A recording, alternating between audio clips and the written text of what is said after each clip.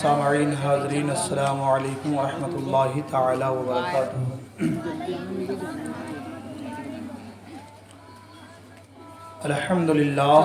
الحمدللہ وکفا سلام علی عبادہ الذین اصطفیٰ اما بعد فاعوذ باللہ من الشیطان الرجیم بفضلک بسم اللہ الرحمن الرحیم۔ محمد الرسول اللہ والذین معه اشداء علی الکفار رحماء بینہم تراہم رکعا سجدا یبتغون فضلا من اللہ ورضوانا سیماہم فی وجوہہم من اثر السجود۔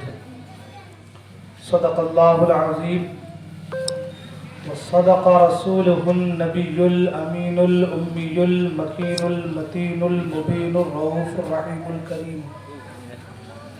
خطبہ مسنہ کے بعد میں نے جس آیہ مبارکہ کو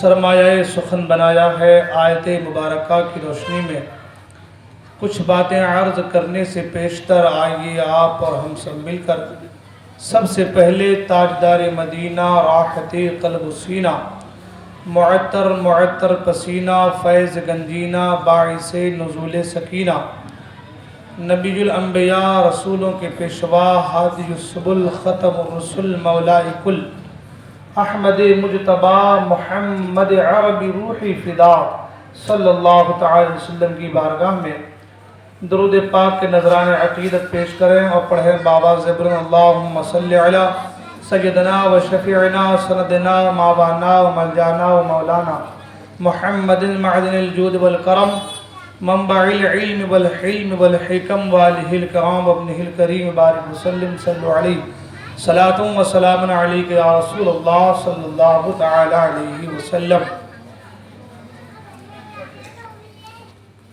حضرات محترم، آئیے سب سے پہلے منقبت حضرت ابوبکر صدیق رضی اللہ تعالیٰ عنہ کے کچھ اشعار پیش کرنے کی سعادت حاصل کر رہا ہوں، توجہ کا طالب ہوں، توجہ کے ساتھ سماعت فرمائیں۔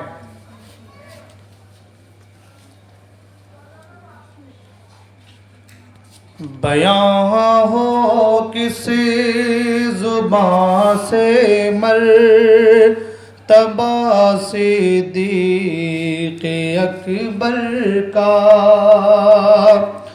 بیاں ہو کسی زبان سے مرتبہ صدیق اکبر کا، بیاں ہو کسی زبان سے مرتبہ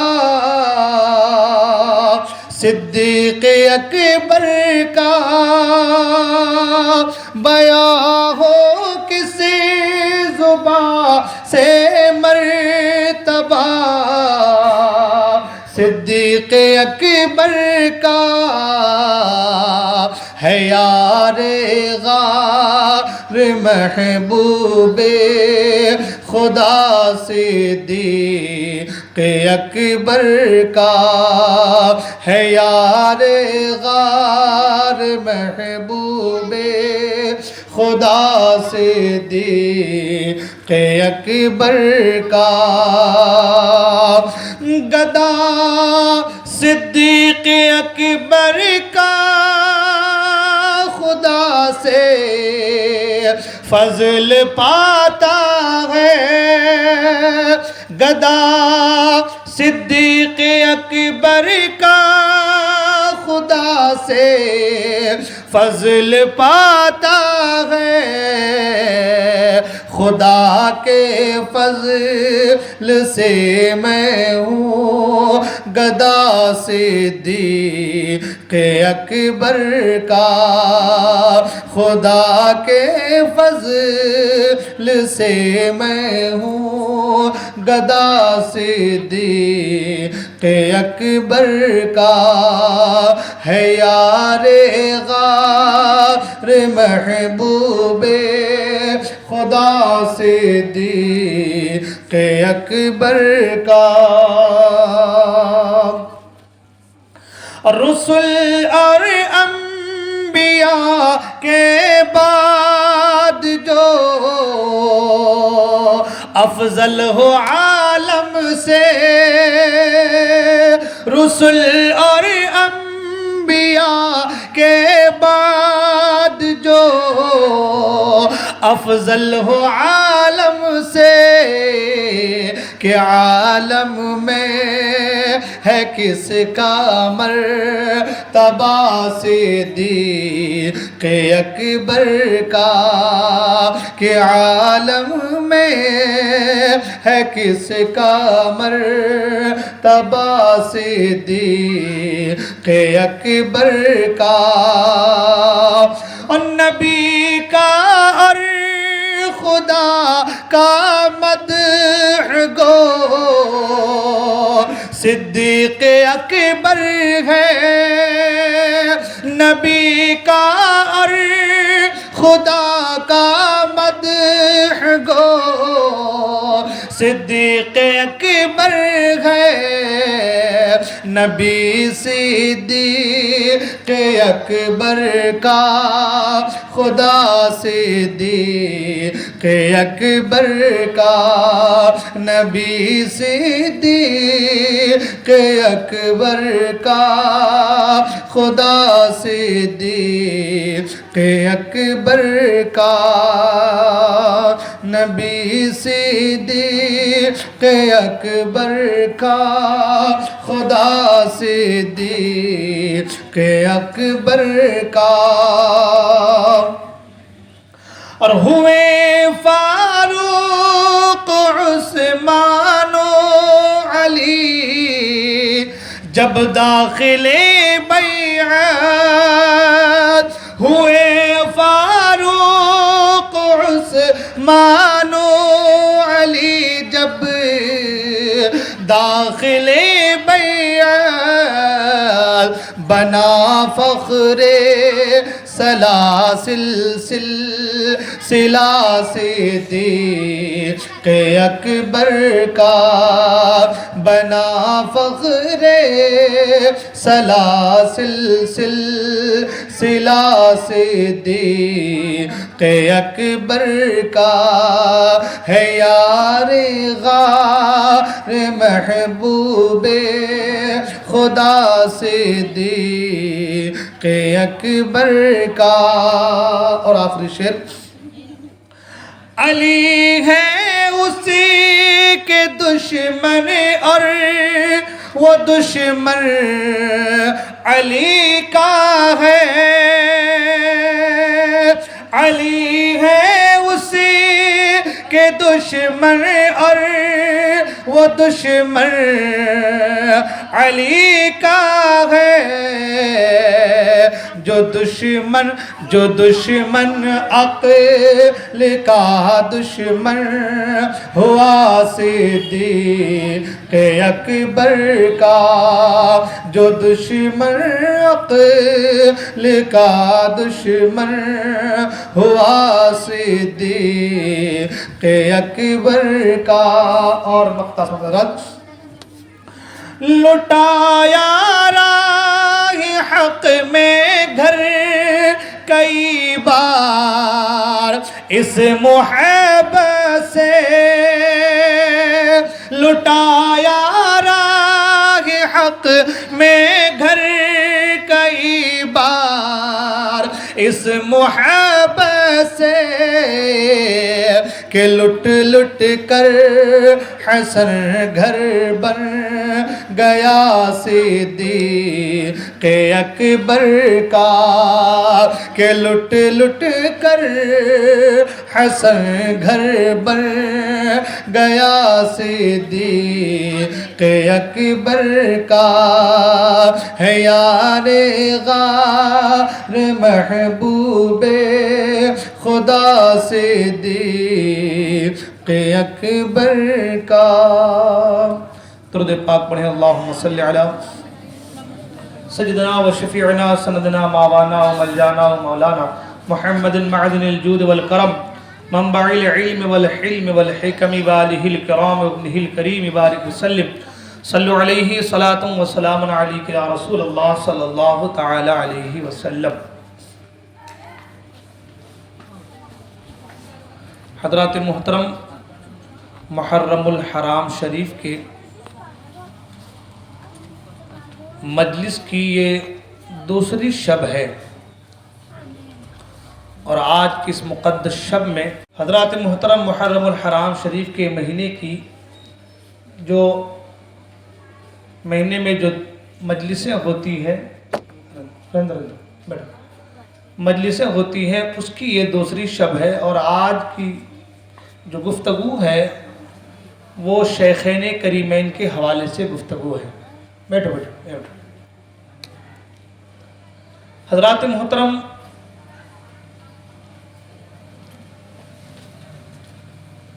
قرآن مجید جس آیہ مبارکہ کو میں نے سرمایہ سخن بنایا ہے، اللہ تعالیٰ ارشاد فرماتا ہے، محمد الرسول اللہ والذین معہ اشداء علی الکفار۔ محمد صلی اللہ تعالی وسلم اللہ کے رسول ہیں، والذین معہ اور جو اس کے ساتھی ہیں، اشداء علی الکفار کفاروں پر بڑے سختی برتنے والے ہیں، رحماء بینہم اور آپس میں ایک دوسرے کے لیے ایک دوسرے کے دل میں محبت رکھنے والے ہیں، یعنی رحم کرنے والے ہیں۔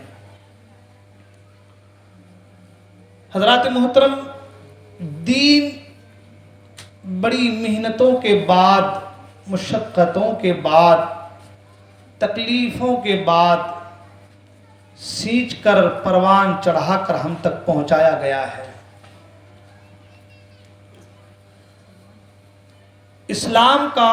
اسلامی سال کی جو شروعات ہے اس کا پہلا مہینہ ہے محرم الحرام، ہے نا؟ اسلامی سال جو نیا سال ہے شروعات کس مہینے سے ہے؟ محرم سے۔ محرم الحرام اسلامی سال کا پہلا مہینہ ہے، اور اس مہینے میں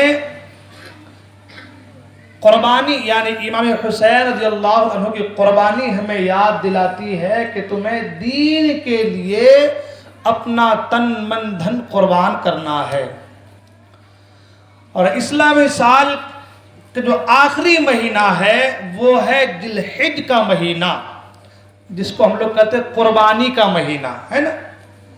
حضرت اسماعیل علی نبینا علیہ السلام کی قربانی ہمیں یاد دلاتی ہے کہ تمہیں اسلام کے لیے، دین کے لیے، اللہ کے لیے تمہیں اپنا تن من دھن سب قربان کرنا ہے۔ ہم صرف محرم کے مہینے میں 10 دن مجلس کر لیتے ہیں، امام حسین کی شہادت کو سن لیتے ہیں، یاد کر لیتے ہیں تھوڑا بہت کہ کس طریقے سے انہوں نے دین کی خاطر جنگ کی تھی، اس کو یاد کر کے پھر 1 سال کے لیے ہم سب کچھ بھلا دیتے ہیں، فراموش کر جاتے ہیں۔ حالانکہ ایسا نہیں ہے، صرف محرم الحرام کے مہینے میں قربانی نہیں ہے، صرف ذی الحج کے مہینے میں قربانی نہیں ہے، بلکہ دین اسلام کی خاطر ہر لمحہ قربانی پیش کی گئی ہے، چاہے وہ اللہ کے رسول صلی اللہ تعالی علیہ وسلم کی ذات بابرکات ہو، چاہے صحابہ اکرام ہو، چاہے تابعین عظام ہو، چاہے بڑے بڑے علماء اور ائمہ اسلام ہو، سبوں نے قربانی پیش کی ہے۔ آپ نے علماء اکرام سے سنا ہے کہ اللہ کے رسول صلی اللہ تعالی وسلم نے اس دین کے لیے کیا کیا قربانیاں پیش کی ہیں، کیا کیا قربانیاں پیش کی ہیں۔ طائف کی سرزمین کو آپ یاد کریں، میدان بدر کو آپ یاد کریں، میدان احد کو آپ یاد کریں۔ اللہ اکبر، کبھی حضور نماز میں ہیں تو چادر کا پھندا بنا کر کے حضور کے گلے میں ڈال کر کے اس طریقے سے کھینچا گیا ہے کہ جب کسی دوسرے نے دیکھا ہے تو وہ بھی انگشت بدندہ رہ گئے کہ اللہ اکبر، وہ نبی، وہ اللہ کا پیارا رسول کہ جس کی خاطر اللہ نے کائنات کی تخلیق فرمائی ہے، اس مقدس رسول کے گلے میں چادر کا پھندا ڈال کر کے کھینچا جا رہا ہے۔ اسلام اتنی آسانی کے ساتھ نہیں آیا، اسلام اتنی آسانی کے ساتھ جس طریقے سے آج ہم اور آپ آسانی سے اسلام کو لیتے ہیں، اتنی آسانی کے ساتھ اسلام ہم تک نہیں پہنچا ہے، بڑی محنتوں کے بعد اسلام کو ہم تک پہنچایا گیا ہے، بڑی قربانیاں دی گئی ہے، تب جا کر کے اسلام ہم تک پہنچا ہے۔ آپ جانتے ہیں اگر ایک شخص اپنے بیٹے کو ایک دکان کر کے دے، اپنے خون پسینے کی کمائی سے ایک دکان کر کے دے، اور دکان کر کے دینے کے بعد باپ کی خواہش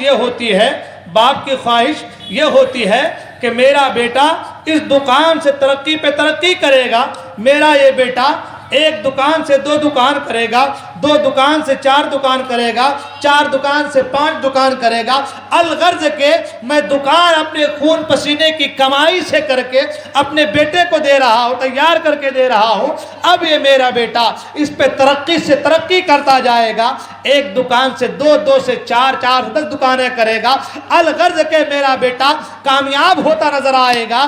مگر اگر وہی بیٹا ناکام ہو جائے، اگر وہی بیٹا نکما نکل جائے، اس ایک دکان کو، جس دکان کو باپ نے اپنے خون پسینے کی کمائی سے بلکہ 1 روپے جمع کر کے اپنے بیٹے کو دکان کر کے دیا تھا، بیٹا نکما نکل جائے، اس دکان کو بھی ڈبا دے، تو یقیناً باپ کو تکلیف ہوگی کہ میں نے ایک دکان اپنے بیٹے کو کر کے دی، یا کوئی ایک جاب کر کے دیا، ایک بزنس کر کے دی، بڑی محنتوں کے بعد 1 روپیہ جمع کر کے اپنے بیٹے کو ایک دکان کر کے دیا، افسوس ہے میرے بیٹے کے اوپر کہ اس ایک دکان کو بھی ڈبا دیا، تو یقیناً باپ کو تکلیف ہوگی۔ اللہ اکبر، ایک دکان اگر ڈوب جائے تو باپ کو تکلیف ہوتی ہے۔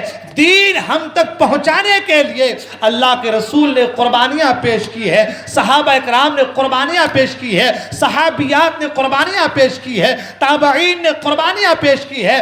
اگر ایک دکان اگر باپ کا جو اپنی محنت و مشقت کے ساتھ باپ اپنے بیٹے کو کر کے دے، بیٹا نکما نکل جائے، دکان کو ڈبا دے، تو باپ کو تکلیف ہوتی ہے۔ میں سمجھانے کے لیے آپ کو مثال دے رہا ہوں تاکہ آپ کے ذہن کے آپ گینے بات بیٹھ جائے۔ ایک دکان ڈوب جائے، محنت و مشقت کے بعد دکان کر کے دیا گیا تھا، باپ کو تکلیف ہو رہی ہے۔ محمد عربی صلی اللہ علیہ وسلم نے بڑی محنتوں کے بعد اسلام کو سجا کے سوار کر کے آپ تک پہنچایا ہے۔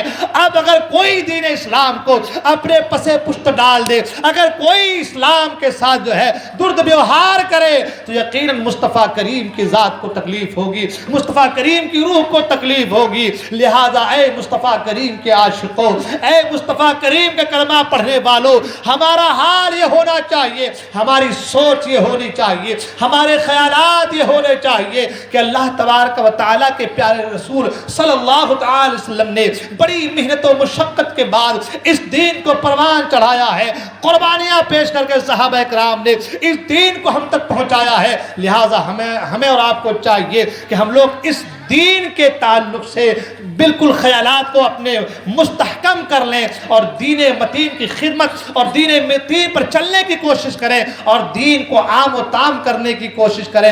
آپ جانتے ہیں آج محرم الحرام کی مجلس کی دوسری شب ہے، الحمدللہ بہت سے لوگ آئے ہیں، مگر اور بھی لوگ آنے چاہیے اور آنا ضروری ہے، آنا بھی چاہیے، اس لیے کہ یہ محفل سال میں ایک بار نصیب ہوتی ہے۔ کیا پتہ اگلے سال ہمیں یہ محفل نصیب ہو یا نہ ہو، کیا پتہ ہم رہیں نہ رہیں، آج یہ محفل ہمیں مل رہی ہے۔ حسین اعظم کی محبت میں اگر ہم محفل میں آ گئے اور حسین اعظم ہم سے راضی ہو گئے تو مصطفیٰ کریم راضی، اور مصطفیٰ کریم راضی تو پھر خدا راضی۔ اعلیٰ سرکار فرماتے ہیں خدا کی رضا چاہتے ہیں دو عالم، خدا چاہتا ہے رضائے محمد صلی اللہ علیہ وسلم۔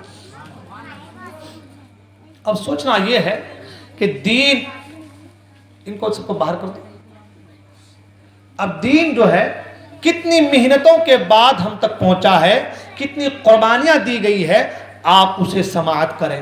اللہ اکبر، طائف کی سرزمین ہے، اللہ کے رسول صلی اللہ علیہ وسلم پر پتھر مارے جا رہے ہیں، اللہ کے رسول صلی اللہ علیہ وسلم پر پتھر مارے جا رہے ہیں، پتھر مار مار کر خون کا عالم یہ کہ سرکار کا نالین مقدس، نالین شریف سرکار کا خون سے پورا بھر گیا ہے۔ حال یہ کہ سرکار ایک جگہ بیٹھ گئے تو لوگوں نے سرکار کے بازو کو پکڑ کر کھڑا کیا اور بچوں سے کہا کہ پتھر مارو، تو حضور کے پنڈلیوں پر چھوٹے چھوٹے بچے پتھر مارنے لگے۔ اب جانتے پنڈلی جس پر ہمارا گوشت نہیں ہوتا، وہ ہڈی ہوتی ہے، اس پر ذرا سی بھی ٹچ ہو جائے کوئی چیز تو بڑی تکلیف ہوتی ہے۔ مصطفیٰ کریم کی پنڈلیوں پر پتھر مارے گئے ہیں اور اس کے باوجود مصطفیٰ کریم نے دین کو ہم تک پہنچایا ہے۔ سوچنے والی بات ہے۔ پتھروں کی بارش ہوئی ہے، یعنی پتھر مارے گئے، چھوٹے چھوٹے بچوں کو لگا دیا، آوارہ بچوں کو لگا دیا، آوارہ لوگوں کو لگا دیا، حضور کے پیچھے پتھر مارے جا۔ اللہ اکبر۔ جبرائیل امین آتے ہیں، یا رسول اللہ صلی اللہ علیہ وسلم، اللہ تبارک و تعالیٰ فرماتا کہ آپ کیا چاہتے ہیں؟ آپ حکم فرما دیں دونوں پہاڑ کو ملا دیا جائے، طائف کو بالکل زیر و زبر کر دیا جائے۔ اللہ کے رسول صلی اللہ علیہ وسلم فرماتے ہیں نہیں، میں اس کی دعا نہیں کرتا۔ آج یہ لوگ مجھے نہیں پہچانتے، مجھے نہیں جانتے، کل ان کی اولاد میرا کلمہ پڑھنے والی ہوگی۔ اللہ اکبر۔ قربانیاں پیش کی گئی ہیں، قربانیاں دی ہیں دین کی خاطر اللہ کے رسول صلی اللہ علیہ وسلم نے۔ صحابہ اکرام کی زندگی کو اب اٹھا کر دیکھیں تو ابو بکر صدیق کے حوالے سے ہو، عمر فاروق اعظم کے حوالے سے ہو، عثمان غنی کے حوالے سے ہو، دیگر صحابہ اکرام کے حوالے سے ہو، کیا کیا تکلیفیں نہیں دی گئی۔ عثمان غنی رضی اللہ تعالیٰ کو چٹائی سے لپیٹ کر کے دھونی دی جا رہی تھی، جس سے کہ سانس رک جایا کرتی تھی۔ اتنی تکلیف دی گئی ہے تاکہ دین اسلام کو چھوڑ دیں، مگر جن کے دل میں اسلام کی محبت بیٹھ جاتی، راسخ آ جاتی ہے نا، پھر وہ دین اسلام سے اپنے قدم پیچھے نہیں ہٹاتے۔ آپ نے سنا ہے حضرت بلال حبشی رضی اللہ عنہ کے حوالے سے کتنی تکلیفیں دی گئی ہیں۔ ہماری ماں اور بہنیں سن رہی ہیں، اسلام کے نام پر اسلام میں شہید ہونے والی پہلی عورت، پہلی صحابیہ حضرت سمیہ ہے۔ اللہ اکبر۔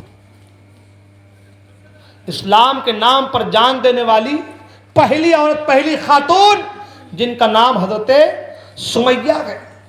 آج ہمارے مکان اور ہمارے گھروں کی حالت یہ ہے کہ عورتیں دن رات ٹی وی میں محو ہیں، سیریل میں مبتلا ہیں، ایک دوسرے کی کانا پھوسی میں مبتلا ہیں، غیبت و چغلی میں مبتلا ہیں۔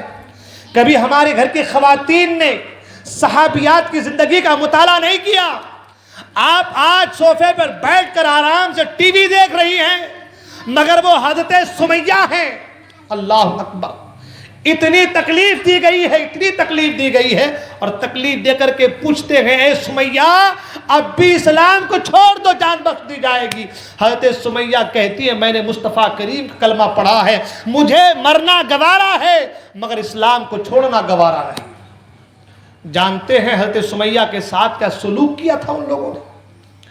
اونٹ منگوائے گئے، 2 اونٹ، ایک اونٹ کے پاؤں میں حضرت سمیہ کے ایک پاؤں کو باندھ دیا اور ایک اونٹ کے پاؤں میں حضرت سمیہ کے دوسرے پاؤں کو باندھ دیا گیا۔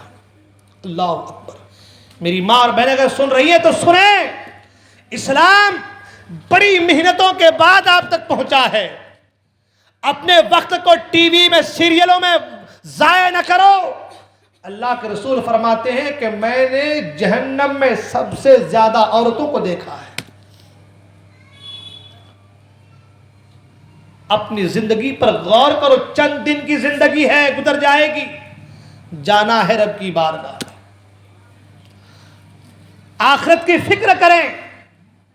حضرت سمیہ کے ایک پاؤں کو ایک اونٹ سے باندھ دیا گیا، دوسرے پاؤں کو دوسرے اونٹ کے پاؤں سے باندھ دیا گیا، اور 2 اونٹ کو 2 طرف بھگا دیا گیا، دوڑا دیا گیا۔ اللہ اکبر۔ آپ سوچیں ایک خاتون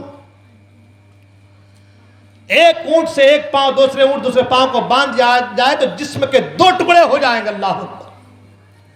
اتنی تکلیف، اور جب 2 اونٹ 2 طرف بھاگے تو حیا کے مقام پر تیر مار کر کہتے سمیہ کو شہید کیا گیا ہے۔ اتنی تکلیفیں برداشت کی ہے وہ اللہ والی، وہ صحابیات، وہ اللہ کی نیک بندیاں، اتنی تکلیفیں برداشت کر کے اسلام کو آپ تک پھیلایا، پہنچایا ہے۔ ہمارے گھر کی خواتین کا حال کیا ہونا چاہیے؟ طریقہ کار کیا ہونا چاہیے؟ 5 وقت کی نماز پڑھنا ہمارے لیے محال ہو جاتا ہے، ناممکن سا نظر آ جاتا ہے، ایسا لگتا ہے کہ بس ہمارے پاس وقت ہی نہیں ہے نماز کے لیے۔ دنیا کے تمام کام کاج کے لیے ہمارے پاس وقت ہے، مگر نماز کے لیے ہمارے پاس کوئی وقت نہیں ہے۔ آج ہم نے اپنا یہ طریقہ بنا لیا ہے۔ ان سے پوچھیں کہ نماز کیوں نہیں پڑھتی ہے، تو کبھی بچوں کے پیشاب کا بہانہ، کبھی شوہر کے کام کاج کا بہانہ، کبھی دنیاوی معاملات کے حوالے سے الگ الگ معاملات پیش کر بیان کر دیتی ہیں۔ مگر یہ سارے ہیلے بہانے جو آج آپ یہاں کر رہی ہیں وہ کل وہاں نہیں چلیں گے۔ کل آپ کے بچے کا پیشاب کا بہانہ، شوہر کے کام کاج کا بہانہ، گھر کے کام کاج کا بہانہ، شوہر کے اطاعت کا بہانہ، یہ بہانے کام نہیں آئیں گے۔ نہ آپ کا شوہر آپ کے کام آئے گا، نہ آپ کی اولاد آپ کے کام آئے گی۔ اگر کام آنے والی کوئی چیز ہے تو وہ آپ کے اعمال ہیں جو آپ کے کام آئیں گے۔ لہذا میری ماں اور بہنیں اگر سن رہی ہیں تو سنیں، اسلام بڑی محنتوں کے بعد، مشقتوں کے بعد، قربانیوں کے بعد اسلام آپ تک پہنچا ہے۔ لہذا اس اسلام کو پس پشت مت ڈالیے، اس کی قدر کیجیے۔ ہمارے یہاں بلکہ ہر جگہ کا دستور ہے، جب تک نعمت ہمارے ہاتھ میں ہو اس کی قدر نہیں ہوتی، نعمت چھن جائے تو پھر قدر ہونے لگتی ہے۔ آج اسلام آپ کے پاس ہے تو اس کی قدر کیجیے، اپنے آخرت کو بہتر بنانے کی کوشش کیجیے، اپنے ماحول کو برائیوں سے اور آلودگیوں سے پاک کرنے کی کوشش کیجیے، اپنے گھر کو تہذیب و تمدن کے دائرے میں رکھنے کی کوشش کیجیے، اسلامی ماحول کو اپنے گھر میں پیدا کیجیے۔ حضرت خباب کو جلتے ہوئے کوئلوں پر لٹایا گیا، اللہ اکبر، اور حال یہ کہ جب جلتے ہوئے کوئلوں پر لٹایا گیا تو آپ کے پیٹھ سے نکلنے والے چربی کی وجہ سے کوئلے بجھ گئے، اور اس وقت تک کہا گیا اے خباب اب بھی وقت ہے، اسلام چھوڑ دو۔ حضرت خباب نے کہا مجھے ٹکڑے ٹکڑے ہونا گوارا ہے مگر اسلام چھوڑنا گوارا نہیں۔ اتنی تکلیفیں برداشت کی ہے حضرت خباب۔ حضرت خبیب کا واقعہ سعید بیان کرتے ہیں حضرت خبیب کے حوالے سے کہ حضرت خبیب میرے بڑے اچھے دوست تھے، میرے بڑے اچھے دوست تھے۔ جب اللہ کے رسول صلی اللہ علیہ وسلم نے اسلام کو پیش کیا تو حضرت خبیب نے اسلام کو قبول کر لیا، اور حضرت خبیب جنگوں میں حضور کے ساتھ رہے۔ قریش نے موقع پا کر کچھ صحابی کو قید کر لیا، ان صحابیوں میں حضرت خبیب بھی تھے، ان صحابیوں میں حضرت خبیب بھی تھے۔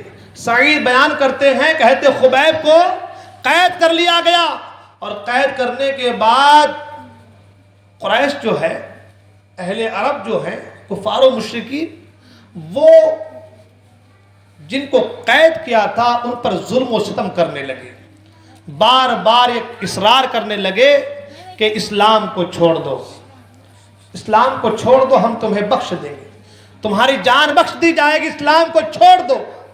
مگر جن کے دلوں میں عشق مصطفیٰ موجزن ہو جائے، اللہ کی محبت جن کے سینوں میں راسخ ہو جائے، کائنات کی کوئی شے انہیں سیدھے راستے سے بہکا نہیں سکتی۔ حضرت خبیب سے کہا گیا اے خبیب اسلام کو چھوڑ دو، کیونکہ حضرت خبیب نے بہت جنگوں میں شمولیت یعنی شامل تھے، آپ سرکار کے ساتھ تھے جنگوں میں، تو ان کو حضرت خبیب سے بڑی تکلیف تھی۔ اس کو ڈھکے رکھو،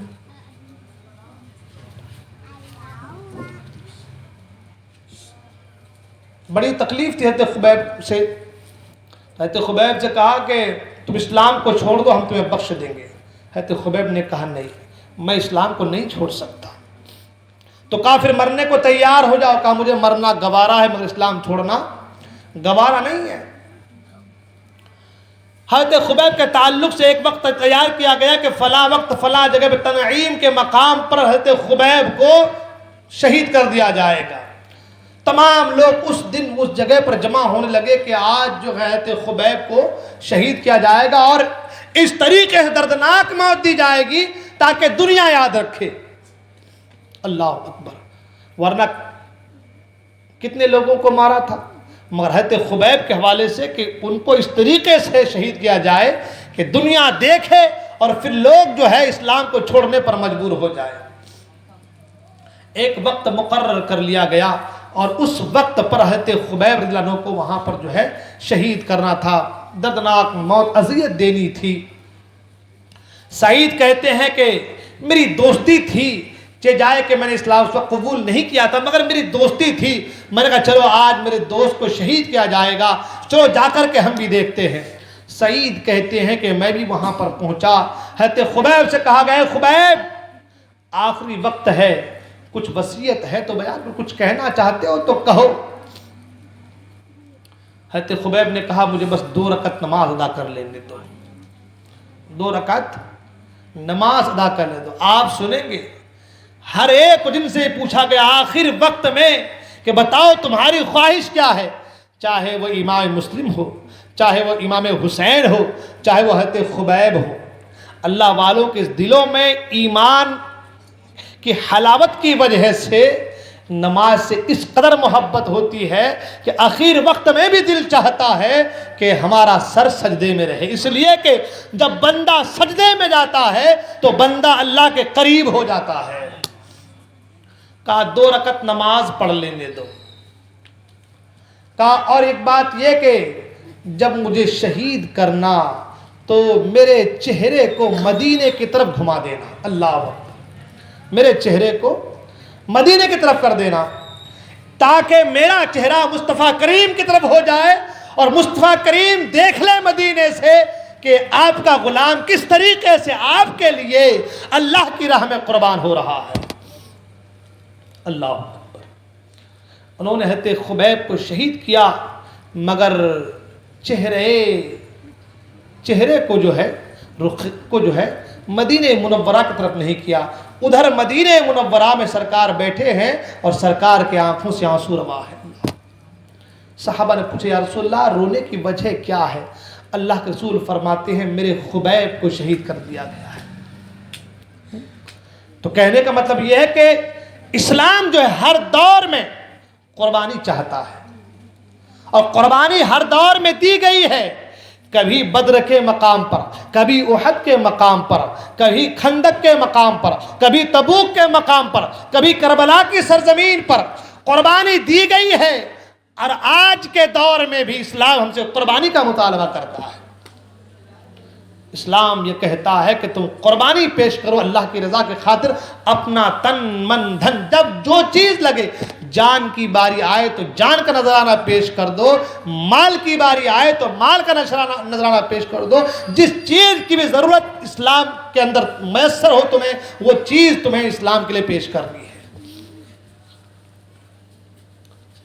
مگر آج ہمارا حال، ہم اپنا تن من دھن تو دور کی بات، نماز کے لیے 10 منٹ کا وقت ہم قربان کرنے کو تیار نہیں ہیں.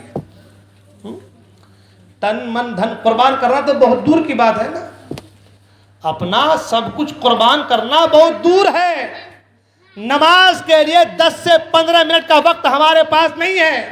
ہم چائے کے ہوٹلوں میں بیٹھ کر کے چسکیاں لے کر کے اپنا وقت برباد کرتے ہیں. ہم کیرم میں بیٹھ کر کے گٹیوں کے ساتھ اپنا وقت برباد کرتے ہیں. ہم دوستوں کے ساتھ بیٹھ کر کے گفتگو میں وقت برباد کرتے ہیں. اوٹھے پر بیٹھ کر کے نہ جانے کہاں کہاں بیٹھ کر کے وقت برباد کرتے ہیں. مگر اللہ کی بارگاہ میں آنے کے لیے ہمارے پاس 10 سے 15 منٹ کا وقت نہیں ہے. تو اگر آپ قربانی نہیں دے پا رہے، قربانی نہیں دے سکتے ہیں، تو اس کا مطلب یہ ہے کہ آپ کی محبت میں کہیں نہ کہیں کمی تو ہے. اس کمی کو اگر دور کرنا ہے تو اللہ کی رضا کے لیے اپنا سب کچھ قربان کرنے کو تیار ہو جائے. جنہوں نے قربانیاں پیش کی ہیں وہ کامیاب ہو گئے. جنہوں نے قربانیاں پیش کی ہیں وہ کامیاب ہو گئے. ابو بکر صدیق نے قربانیاں پیش کی، عمر فاروق نے، عثمان غنی نے، مولا کائنات نے، امام حسن نے، امام حسین نے، شہیدان کربلا نے قربانیاں پیش کی ہے۔ اور جب قربانیاں پیش کی ہے تو اللہ تبارک و تعالیٰ نے وہ مقام، وہ مرتبہ عطا فرما دیا ہے کہ شہید کے جسم سے نکلنے والا خون کا پہلا قطرہ گرتے ہی اللہ تعالیٰ جنت میں اس کا ٹھکانہ، اس کا محل دکھا دیتا ہے۔ اس لیے اے لوگوں، قربانیاں پیش کرو، اپنا وقت دو دین کے لیے، نمازوں کی پابندی کرو، اللہ کی بارگاہ میں آ جاؤ، سرو سجود ہو جاؤ، اپنے جبین کو اللہ کی بارگاہ میں جھکا دو۔ اللہ تبارک و تعالیٰ کی بارگاہ میں جب سر جھکتا ہے اللہ تعالیٰ تمہیں لوگوں سے بے نیاز کر دیتا ہے۔ اس لیے جو سر اللہ کی بارگاہ میں جھکے وہ سر کسی غیر کی بارگاہ میں نہیں جھکتا۔ عزت دینے والی ذات اللہ کی ہے، لہٰذا نمازوں کی پابندی کیجیے۔ جیسا کہ میں نے کہا تھا کہ آج شیخین کریمین کے حوالے گفتگو ہونی ہے، اور قربانی کی بات چلی آ رہی شروع سے ہے نا۔ کربلا میں قربانی ہے، احد میں، بدر میں، حنین میں قربانی ہے، ہر جگہ قربانی ہے۔ آج بھی ہم سے قربانی کا مطالبہ ہو رہا ہے۔ ہمیں کرنا کیا ہے؟ ہمیں اپنے بزرگوں کو، اپنے اسلاف کو دیکھنا ہے کہ ہمارے بزرگوں نے کیا کیا قربانیاں پیش کی ہیں۔ کہیں امام احمد بن حنبل کو جیل میں ڈال کر کوڑے مارے گئے ہیں، امام اعظم ابو حنیفہ کو جیل میں ڈالا گیا ہے۔ الغرض کے ہمارے اکابرین، ہمارے بڑے، ہمارے اسلاف، انہوں نے قربانیاں پیش کی ہے۔ اللہ نے ان کی قربانیوں کو قبول کر کے انہیں زندہ جاوید بنا دیا ہے۔ قربانیاں پیش کیجیے، سب سے پہلے اپنا وقت دیجیے دین کے لیے، نماز کی پابندی کیجیے، اپنے سے بڑوں کا ادب کیجیے، چھوٹوں کے ساتھ شفقت کے ساتھ پیش آئیے، ہے نا۔ ادب کو برقرار رکھیں، ملحوظ نظر رکھیے، یہ بات، ان باتوں پر عمل کیجیے۔ اب رہی بات قرآن، اللہ نے فرمایا محمد الرسول اللہ والذین معه اشداء علی الکفار، محمد صلی اللہ علیہ وسلم اللہ کے رسول ہیں اور ان کے جو ساتھی ہیں وہ کفاروں پر سخت ہیں اور آپس میں رحم کرنے والے ہیں۔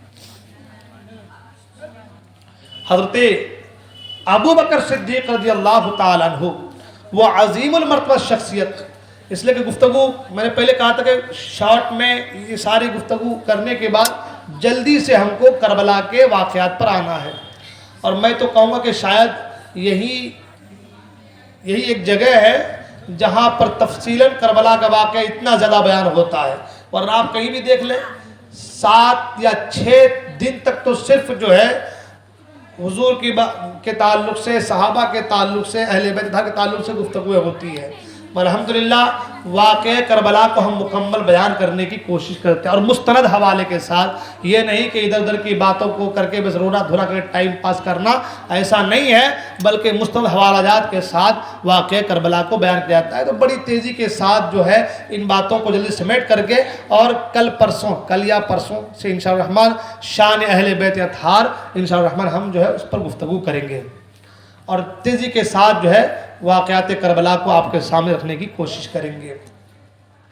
اب رہی بات حضرت ابوبکر صدیق رضی اللہ تعالیٰ عنہ کے حوالے سے، حضرت ابوبکر صدیق رضی اللہ عنہ کے حوالے سے اللہ کے رسول صلی اللہ علیہ وسلم فرماتے ہیں کہ میرے ابو بکر کا شکر ادا کرنا اور میرے ابو بکر سے محبت کرنا میری ہر امتی پر واجب ہے۔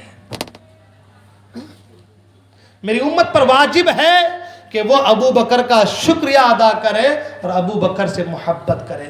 اب سوچنے والی بات ہے کہ اللہ کے رسول صلی اللہ علیہ وسلم فرماتے ہیں ابو بکر سے محبت کرنا، ان کا شکریہ ادا کرنا میری امت پر واجب ہے، یعنی ضروری ہے۔ یعنی کیا کام کیا ہے ابو بکر صدیق رضی اللہ تعالیٰ عنہ نے، کیا کام کیا ہے کہ یہ مقام، یہ منصب ملا کہ پوری امت پر واجب قرار دیا اللہ کے رسول نے کہ ابو بکر صدیق کا شکریہ ادا کیا، ان سے محبت کی۔ کیا کام کیا؟ جب تک کوئی اچھا کام نہ کرے میڈل نہیں ملتا ہے نا، فضیلت نہیں ملتی۔ ابو بکر کے حوالے سے حضور فرماتے ہیں کہ میرے ابو بکر کا شکریہ ادا کرنا، ان سے محبت کرنا میری امت پر واجب ہے، تو ابو بکر صدیق نے کیا کام کیا ہے؟ کیا کام کیا ابو بکر صدیق رضی اللہ عنہ نے کہ جس کے تعلق سے اللہ کے رسول نے فرمایا کہ ان سے محبت کرنا تمہارے اوپر واجب ہے؟ کیا کام ایسا کام کیا ہے؟ حضرت عمر فاروق اعظم رضی اللہ عنہ فرماتے ہیں کہ ابو بکر صدیق رضی اللہ عنہ کی ایک رات اور ایک دن کا عمل، ایک رات اور ایک دن کا عمل ایسا عمل ہے کہ میری زندگی کی ساری نیکیاں ایک طرف اور ابو بکر صدیق رضی اللہ عنہ کی ایک رات اور ایک دن ایک طرف ہے۔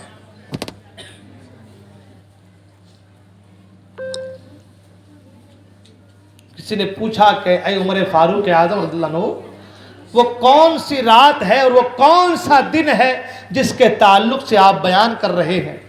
حضرت عمر فاروق اعظم رضی اللہ عنہ فرماتے ہیں کہ ایک دن، وہ دن کون سا دن؟ اللہ اکبر۔ اور ایک رات، وہ کون سی رات؟ تو آپ فرماتے ہیں کہ وہ جو ایک رات ہے وہ غار ثور کی رات ہے۔ کون سی رات ہے؟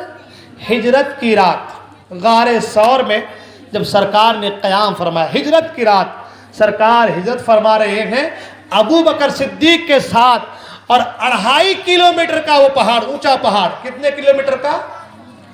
2.5 کلومیٹر کا اونچا پہاڑ، اور اس پہاڑ پر ابو بکر صدیق رضی اللہ تعالیٰ عنہ حضور کو اپنے کاندھے پر بٹھا کر کے اس پہاڑ پر لے کر کے جا رہے ہیں۔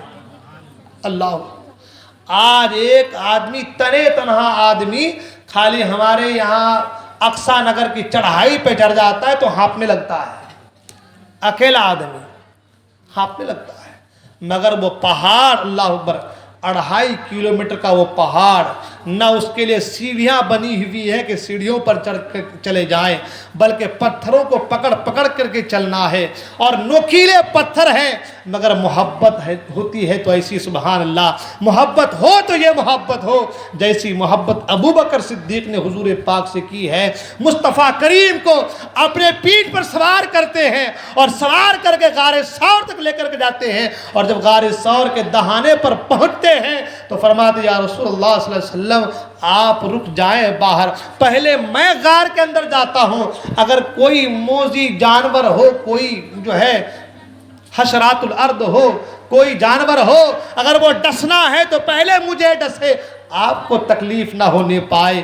اللہ اکبر۔ حضرت ابو بکر صدیق رضی اللہ عنہ غار کے اندر جاتے ہیں، غار کو صاف کرتے ہیں، دیکھا کہ غار کے چاروں طرف سوراخ بنے ہوئے ہیں، اپنی تہبند شریف کو پھاڑتے ہیں، غار کے سوراخ کو بند کر دیتے ہیں، ایک روایت میں 1 سوراخ، ایک روایت میں 2 سوراخ باقی رہ جاتا ہے، آپ ان سوراخوں میں اپنے پاؤں کو رکھ دیتے ہیں اور مصطفیٰ کریم سے فرماتے ہیں فداک امی و ابی یا رسول اللہ صلی اللہ علیہ وسلم، سرکار آپ تشریف لے کر کے آئے۔ مصطفیٰ کریم غار کے اندر داخل ہوئے تو دیکھا کہ حضرت ابو بکر صدیق رضی اللہ عنہ ہر سوراخ پر اپنے تہبند کو پھاڑ پھاڑ کے سوراخ کو بند کیا ہے، اور 2 سوراخ پر اپنے پاؤں کو رکھ کر بیٹھ گئے ہیں۔ مصطفیٰ کریم حضرت ابو بکر صدیق رضی اللہ عنہ کے زانوں پر اپنے سر کو رکھ کر کے آرام فرمانے لگتے ہیں۔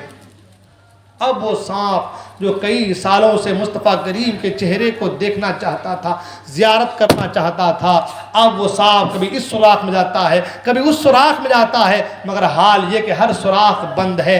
دیکھا کہ ایک جگہ پر نرم نرم کوئی چیز ہے، سانپ نے ڈسنا شروع کیا، مگر ابو بکر صدیق کی محبت کو دیکھیں کہ سانپ ڈس رہا ہے، زہر جو ہے بالکل بدن پر سرایت کر رہا ہے، مگر آپ پاؤں کو نہیں ہٹا رہے ہیں، اس لیے کہ اگر پاؤں کو ہٹاؤں گا، مصطفیٰ کریم جو ہے گود میں سر رکھ کر کے آرام فرما رہے ہیں، پاؤں کو ہٹانے کی وجہ سے مصطفیٰ کریم کے نیند میں خلل آ جائے گی، جسم پر پورا زہر سرایت کر چکا ہے، جسم درد سے کانپ رہا ہے، مگر حضرت ابو بکر صدیق رضی اللہ تعالیٰ عنہ غار کے دہان سے جو ہے سوراخ پہ سے جو ہے اپنے پاؤں کو نہیں ہٹا رہے ہیں۔ جب تکلیف حد سے زیادہ بڑھ جاتی ہے تو حضرت ابو بکر صدیق کے رخسار سے، حضرت ابو بکر صدیق کے آنکھ سے جو ہے، چشم سے جو ہے آنسو کے دو چار قطرے ٹپکتے ہیں، رخسار مصطفیٰ پر گرتے ہیں۔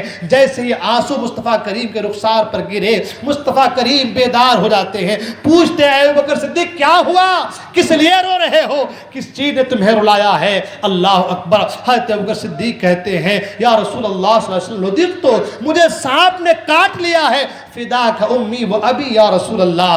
کیا انداز بیاں ہے ابو بکر صدیق کے، کہتے ہیں یا رسول اللہ میرے ماں باپ آپ پر قربان ہو جائیں، مجھے سانپ نے کاٹ لیا ہے۔ مجھے بتاؤ اگر کسی کو کبھی کوئی سانپ کاٹ لے اور اس سے کوئی پوچھے بتاؤ کیا ہوا ہے، تو اس وقت وہ یہ کہے گا میرے ماں باپ آپ پر قربان ہو جائیں، سب آپ پر قربان ہو جائیں، مجھے سانپ نے کاٹا ہے؟ نہیں، بلکہ وہ یہ کہے گا مجھے سانپ نے کاٹ لیا ہے۔ سڈنلی زبان سے یہ الفاظ نکلیں گے، لیکن وہ ابو بکر ہیں، مصطفیٰ کریم سے یہ محبت ہے اور ادب کتنا ہے کہ آپ کہتے ہیں یا رسول اللہ مجھے، یا رسول اللہ آپ پر میرے ماں باپ قربان ہو جائے، حضور مجھے سانپ نے کاٹ لیا ہے۔ اللہ اکبر۔ مصطفیٰ کریم اپنے یار غار کو دیکھا کہ آنکھوں سے آنسو روا ہے، اپنے لعاب دہن کو مصطفیٰ کریم نے سانپ کے کٹے ہوئے جگہ پر لگا دیا۔ اب وہ جو ہے جگہ جو جہاں پر زہر سرایت کر چکا تھا، اب حال یہ کہ شفا مل جاتی ہے۔ ابو بکر صدیق رضی اللہ تعالیٰ کو پتہ چلا کہ مصطفیٰ کریم کے دہن سے جو لعاب نکلتے ہیں وہ لعاب بھی شفا یاب ہوتے ہیں، دوسروں کو شفا دینے والی ہوتی ہیں۔ اللہ اکبر۔ حضرت ابو بکر صدیق رضی اللہ کے اندر جو زہر کی تمازت تھی اور جو زہر کی وجہ سے جو جسم کانپ رہا تھا، مصطفیٰ کریم کے لعاب کے لگنے کی وجہ سے وہ سارا زہر ختم ہو گیا۔ اللہ اکبر۔ حضرت عمر فاروق اعظم کہتے ہیں وہ ایک رات جو غار ثور میں ابو بکر صدیق نے مصطفیٰ کریم کے ساتھ گزاری تھی اور مصطفیٰ کریم سے محبت کا جو نرالا انداز پیش کیا تھا، کہتے ہیں سوال کرنے والے وہ ایک رات میری زندگی کی ساری نیکیاں ایک طرف ہے اور وہ ایک رات کی نیکی ابو بکر صدیق کی ایک طرف ہے۔ ایک تو وہ رات ہے اور ایک دن عمر فاروق اعظم کہتے ہیں ایک دن وہ دن کہ جب مصطفیٰ کریم کے وصال کے بعد،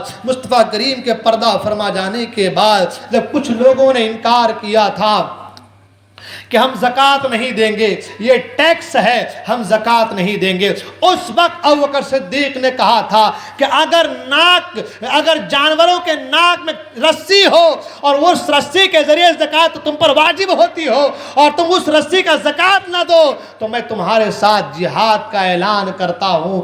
اللہ اکبر۔ اس وقت دور بھی ایسا تھا کہ بڑے بڑے صحابہ نے کہا تھا اے ابو بکر صدیق اس وقت جو ہے اتنی زیادہ شدت اچھی نہیں ہے، مگر ابو بکر صدیق نے کہا تھا نہیں، مصطفیٰ کریم نے جو فیصلہ فرما دیا ہے اس فیصلہ کے خلاف اگر کوئی جائے گا میں اس سے جنگ کا اعلان کروں گا۔ عمر فاروق اعظم کہتے ہیں ابو بکر صدیق کا وہ ایک دن اور ابو بکر صدیق کی وہ ایک رات، ان ایک رات اور ایک دن کی نیکیاں ایک طرف ہے اور عمر فاروق اعظم کی ساری زندگی کے نیکیاں ایک طرف ہے، وہ ابو بکر صدیق رضی اللہ تعالیٰ عنہ ہے۔ اب آپ مجھے بتائیے، اللہ کے رسول نے فرمایا، سرکار نے فرمایا کہ میرے ابو بکر کی محبت اور ان کا شکریہ ادا کرنا میری امت پر واجب ہے۔ کیوں نہ کہیں، کیوں نہ یہ فضیلت ابو بکر صدیق کو حاصل ہو کہ ابو بکر صدیق نے مصطفیٰ کریم سے محبت کا وہ نرالا انداز پیش کیا ہے جو اب تک اور صبح قیامت تک ایسی مثال کہیں اور نہیں ملتی ہے۔ حضرات محترم، یہ ابو بکر صدیق رضی اللہ اگر گفتگو کی جائے حضرت ابو بکر صدیق کے حوالے سے تو میرے خیال سے 1.5 2 3 گھنٹے تو حضرت ابو بکر صدیق رضی اللہ کی فضیلت اور آپ کے احوال پر، آپ کے مناقب پر 2 3 گھنٹے چلے جائیں گے۔ وقت بڑی تیزی کے ساتھ آگے بڑھ جا رہا ہے، 2 4 باتیں اور آپ سماعت کر لیں، کیونکہ میں نے پہلے کہا تھا کہ اگر ایک ایک کر کے بیان کرنا چاہیں تو پھر کئی دن صرف اس میں لگ جائیں گے۔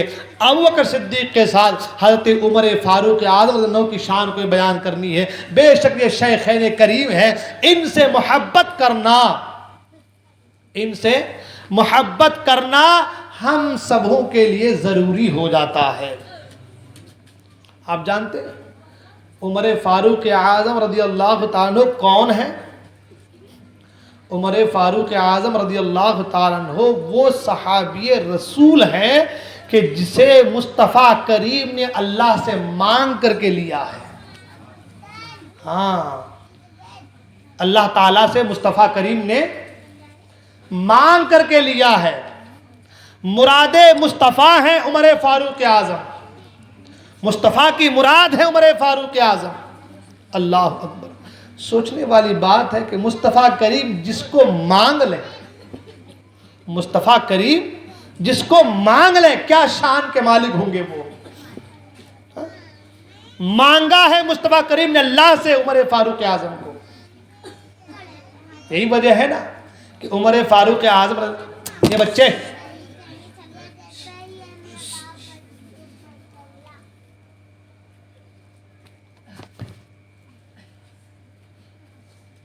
یہی وجہ ہے کہ عمر فاروق اعظم رضی اللہ تعالی عنہ کو کسی نے جہنم کا تالا قرار دیا. مصطفیٰ کریم نے عمر فاروق اعظم کے حوالے سے کہا کسی نے کہ عمر فاروق اعظم جہنم کے دروازے پر کھڑے ہیں. عمر فاروق اعظم، اب یہ کیوں ہے اس کی تفصیل انشاءاللہ بیان کروں گا میں آگے. عمر فاروق اعظم رضی اللہ تعالیٰ عنہ کا ذکر پہلے کی کتابوں میں ملتا ہے. ہاں پہلے کی کتابوں میں بھی، تورات میں بھی عمر فاروق اعظم رضی اللہ عنہ کا ذکر ملتا ہے. مصطفیٰ کریم نے مانگ لیا ہے عمر فاروق اعظم کو اللہ سے. آپ نے واقعہ سنا گئے، تلوار لے کر کے گئے تھے مصطفیٰ کریم کو شہید کرنے کے لیے، ہے نا. تلوار لے کر گئے تھے کہ آج معاملہ ختم کر دیں گے، بڑی تکلیف ہو رہی ہے لوگوں کو، اسلام بڑی تیزی کے ساتھ پھیل رہا ہے. اس وقت بھی لوگوں کو تکلیف تھی، آج بھی لوگوں کو تکلیف ہے، اسلام بڑی تیزی سے پھیل رہا ہے. روکنے کی سازشیں اس وقت بھی کی گئی تھی، آج بھی کی جا رہی ہے نا. صحیح ہے نا. مگر اسلام کی فطرت میں قدرت نے لچک دی ہے، تم جتنا تراشو گے اتنا ہی وہ ابھرے گا، ہے نا. اس وقت بھی سازشیں کی گئی تھی، آج بھی سازشیں کی گئی ہیں. اس وقت بھی مسلمان کامیاب تھے، آج بھی کامیاب ہے، بشرط کہ مسلمان اللہ کے در سے لگ جائے. مسلمان کیا ہو جائے؟ اللہ کے در سے، اللہ کے گھر سے لگ جائے، وابستہ ہو جائے تو کامیاب ہے. عمر فاروق اعظم تلوار لے کر کے گئے تھے. ان کو سب کو بھگا دو، باہر کو ان کو بھگا دو، چل پھر کو جا.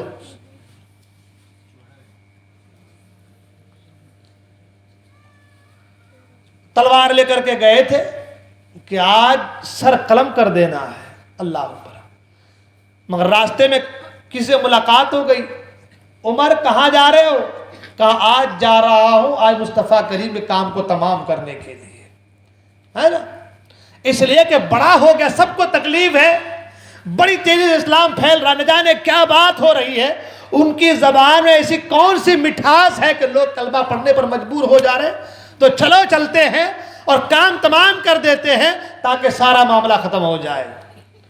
کہا کہ مصطفیٰ کریم کی بارگاہ میں بعد میں جانا، پہلے اپنے گھر جاؤ اور اپنی بہن کی خبر لو کہ تمہاری بہن بھی کلمہ پڑھ کے مسلمان ہو گئی ہے نا.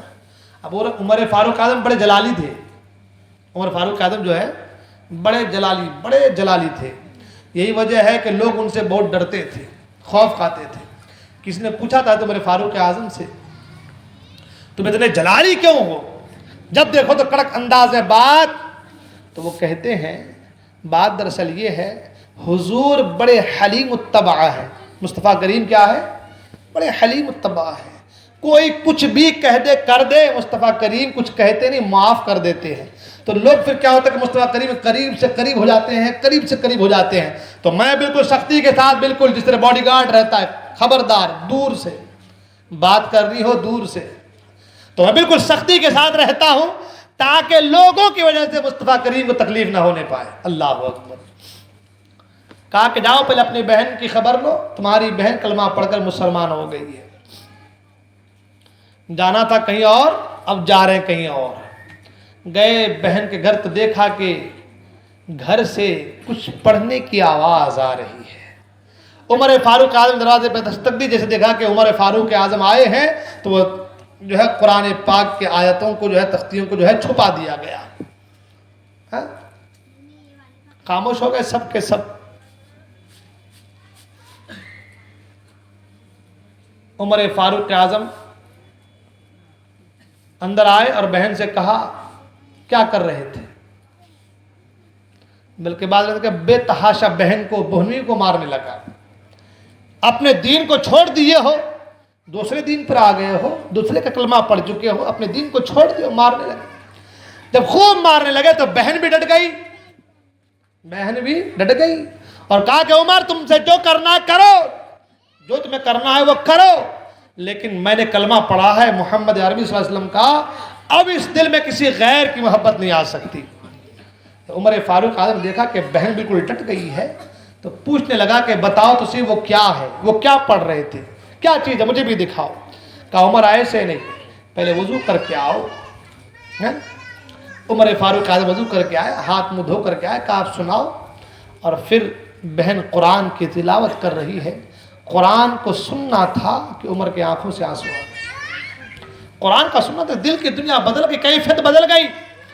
اب عمر فاروق اعظم رضی اللہ تعالیٰ عنہ کا حال یہ کہ ادھر قرآن کو سنا, وہ راستہ بدلا.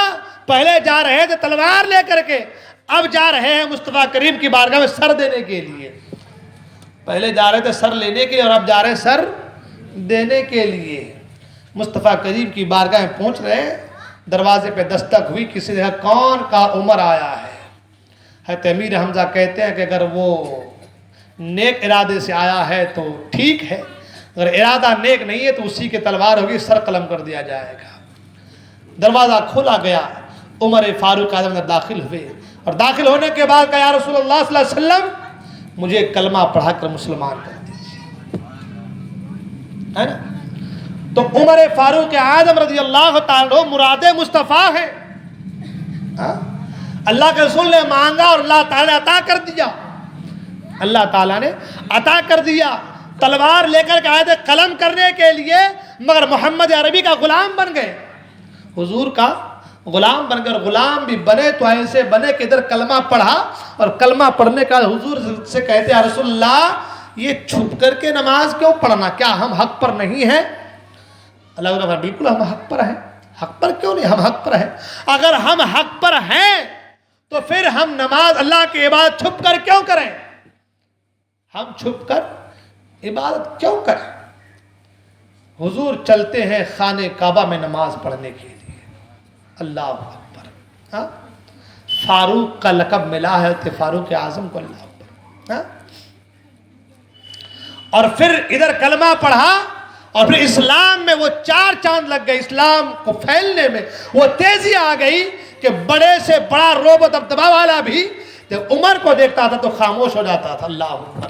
اور عمر کے ذریعے سے دین کو وہ تقویت ملی کہ اللہ اکبر, جتنا دین عمر کے ذریعے سے پھیلا اور جتنی اسلامی سلطنتیں عمر کے ذریعے سے پھیلی وہ کسی اور کے زمانے میں نہیں پھیلی.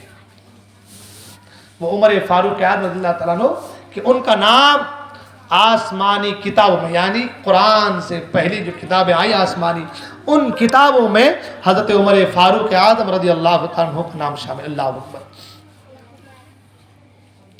آپ جانتے ہیں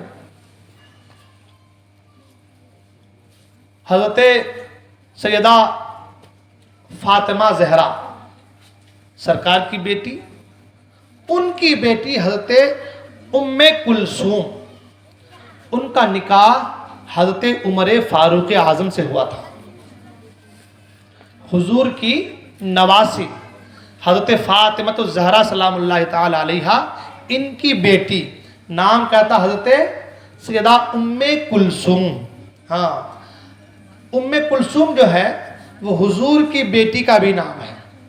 حضرت فاطمہ الزہرا کی بہن کا نام بھی ام کلثوم ہے اور حضرت فاطمہ کی بیٹی کا نام بھی ام کلثوم ہے, کہ جن سے نکاح حضرت عمر فاروق اعظم رضی اللہ تعالیٰ عنہ نے کیا تھا. اب بڑی الگ بات ہے, لوگ آج جو ہے حال یہ کہ شیخین کریمین کے حوالے سے نازبہ کلمات زبان پر لاتے ہیں. اللہ رحم فرمائے اور ایسے لوگوں کو ہدایت دے. نہ جانے کیا کیا دل و دماغ میں بھر کر رکھ لیتے ہیں لوگ، بغض و حسد میں مبتلا ہو جاتے ہیں لوگ۔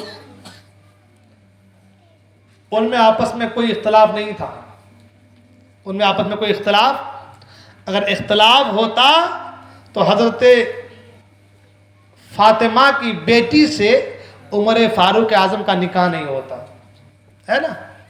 جن سے آپ کو اختلاف ہے، جھگڑا ہے، ان کے آپ بیٹی دیں گے؟ ان کے آپ بیٹی کریں گے؟ ان کے گھر کی بیٹی کریں گے؟ نہیں کریں گے نا۔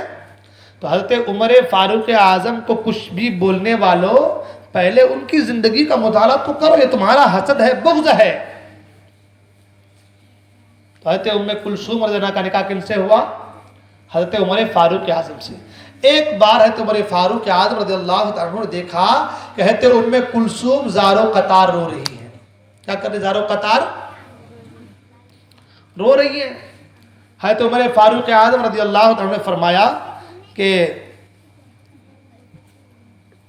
اے ام کلثوم کیوں رو رہی ہو؟ رونے کی وجہ کیا ہے؟ اس نے کہا کہ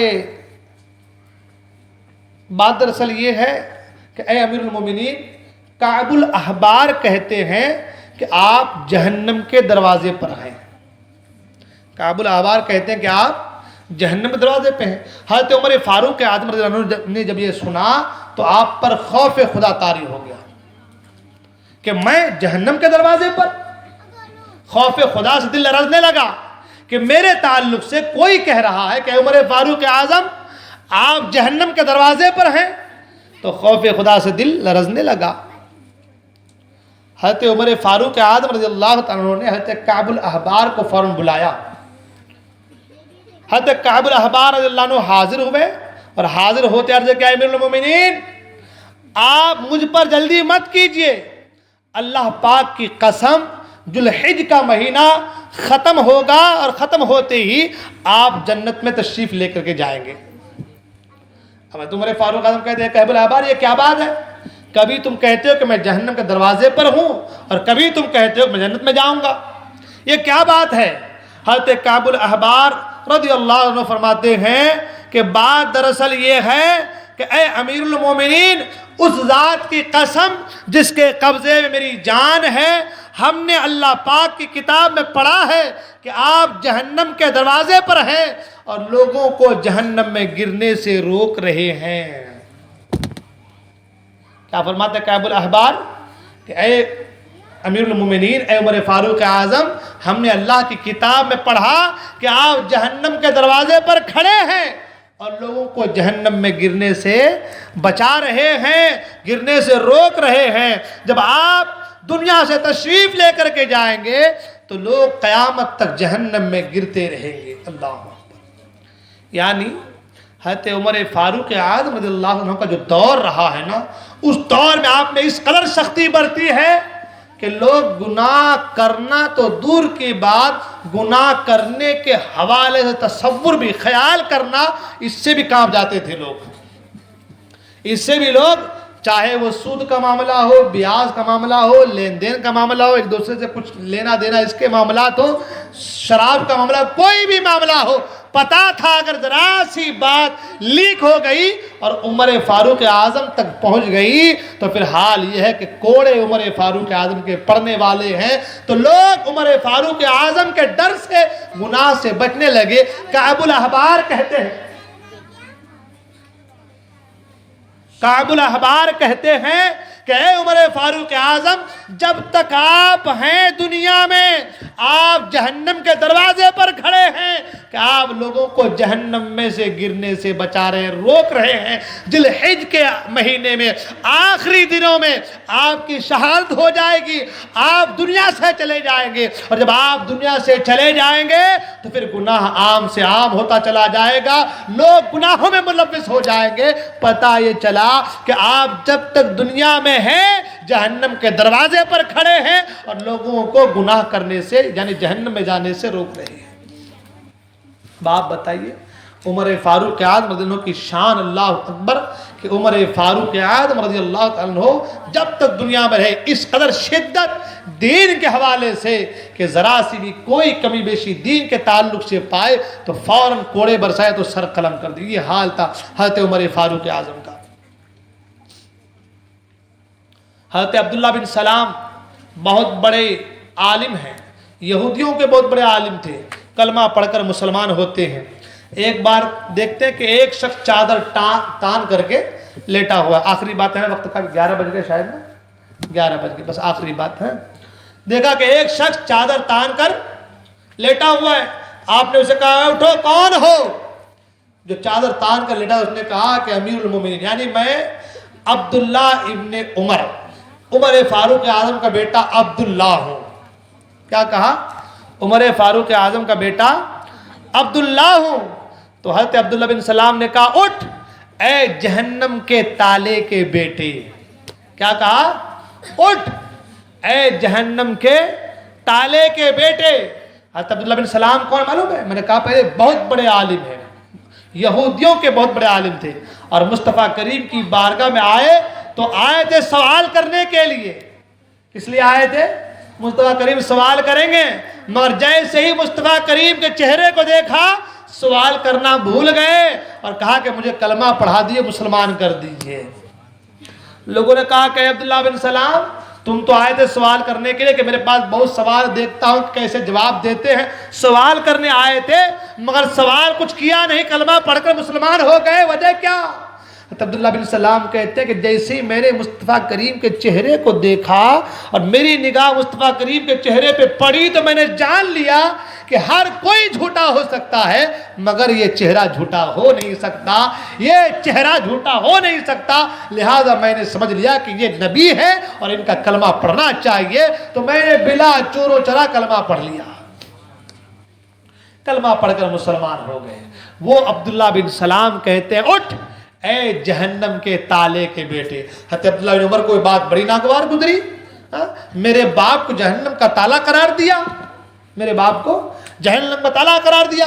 حضرت عبداللہ بن عمر گھر آئے اور اپنے ابا سے کہا, حضرت عمر فاروق سے, کہ ابا جان آپ کو عبداللہ بن سلام نے جہنم کا تالا کہا ہے.